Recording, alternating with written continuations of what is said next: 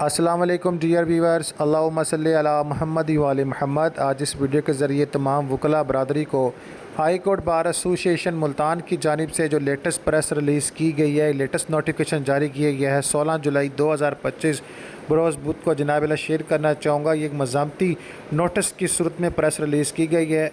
High court bar association Multan के मौजूद मेम्बरान को इस बात की इतला दी जाती है कि high court bar association Larkana के नायब सदर और सीनियर एडवोकेट निसार अहमद सोमरो, जो कि सेशन कोर्ट कंधा कोर्ट से वापस आ रहे थे, डाकू जो मुसरका सामान, मोबाइल फ़ोन और नकद लूट कर बासानी से फ़रार हो गए, जिसकी हम पुरज़ोर मजम्मत करते हैं और आला हुकाम से मुतालबा करते हैं कि डाकुओं के ख़िलाफ़ कार्रवाई की जाए और अमन अमान बरकरार रखा जाए। नहायत अफसोस की बात है, इंसाफ के तकाज़े जनाब आला, जो शख्स जिसके ज़िम्मे उनको डाकू इस तरह लूट लेते हैं और सिक्योरिटी नाफज करने वाले इदारे इस तरह खामोश हैं। Safdar Sarana Sial, general secretary high court bar association Multan की जानिब से तस्दीक शुदा नोटिफिकेशन।